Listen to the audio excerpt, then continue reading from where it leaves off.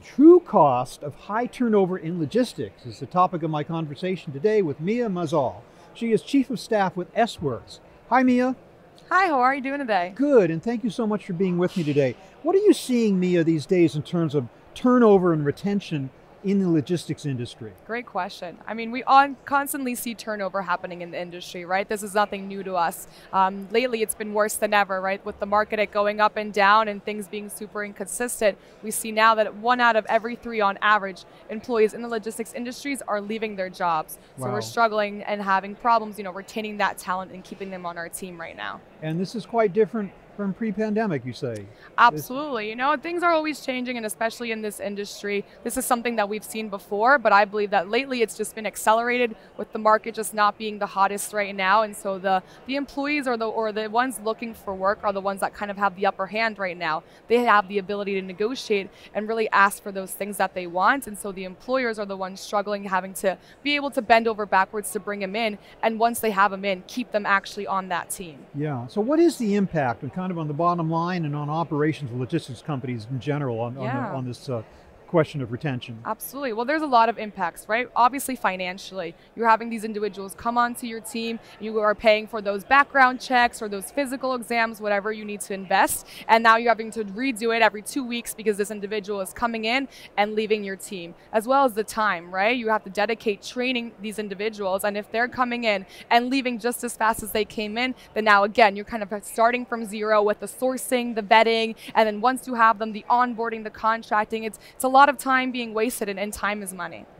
We talk all the time about employee engagement. Yeah. First of all, what does that phrase mean to you?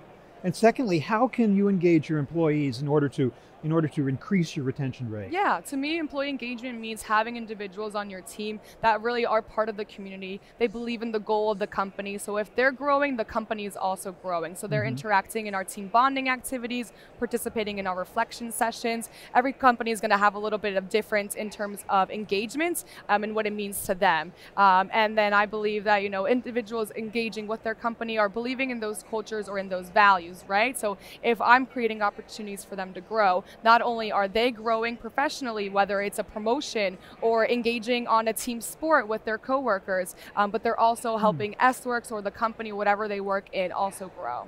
It seems to be the conventional wisdom these days that money isn't everything. Absolutely. Wages, you want to be well paid, but it's not the 100% reason why you stay at a company. For sure. So these other issues, these intangible issues as to how to create an engaged workforce are very interesting. You talked about participation in sports, did you say? And yeah. What other kinds of things you can make them feel like they're actually part of an organization and yet not have it feel like it's being imposed from above in kind of almost cliched way? Yeah, so I always say there's the financial salary, which is, what you're physically making in terms of money, and there's the emotional salary. Is the company really considering you as an individual who has a life outside of the workplace, right? So maybe you have children. Is the health insurance just for you, or does the health insurance also extend to your family? Maybe you really like soccer. Are they providing opportunities for you to build a soccer team and be able to share with your coworkers? Maybe you guys have really long shifts. Are they providing a space for you to go relax and have lunch and share with others in the office? That emotional salary is really what goes a long way to making sure those individuals are engaging and want to stay where they are. Another part of the new conventional wisdom is that it's very generational in nature. Totally. Is that in fact the case that younger people are harder to retain? They move around more, they need more in terms of an engaged workforce. They want to feel like they're part of the company more than like older people. Yeah, definitely. I mean, from what I've seen, and I can only speak, from the perspective of a younger generation, kids nowadays, they feel like the opportunities are endless, right? So they want to try everything out. And I feel like in the past, maybe you kind of jumped into something, whatever you studied was your career for life. But now we're realizing you could start one thing and then completely switch over. Like I started studying special education and now I'm in logistics, and I would have never guessed this. So those are the kinds of things that we're seeing. People are kind of bouncing around. And I think the pandemic opened that up a little bit as well, having hybrid options or remote work options. So really they can connect with opportunities globally. So you are saying there's a direct relationship between a so-called positive company and motivation and productivity of logistics collaborators, the whole logistics chain. I mean, it goes all along, right? Totally. Yeah, like if I tell you, you know, clean your dishes, you're not going to do it because I told you to. But if you realize, hey, my dirty dish stresses me out, then I'm going to go and clean that dish. So if you're self-motivating yourself and you believe in those company values or that culture, then you're not going to need someone on top of you pushing you. You're going to be self-motivated to be productive and go that extra mile. And that's when it really pays off, when they're not being forced to, but they truly want to do it. Thank you so much, Nia. This is a very inspirational message you're giving us today, and some real solutions and tools for making sure that employees remain engaged, that you're a positive company. I think I have a better idea now just what that means, so thank you for that.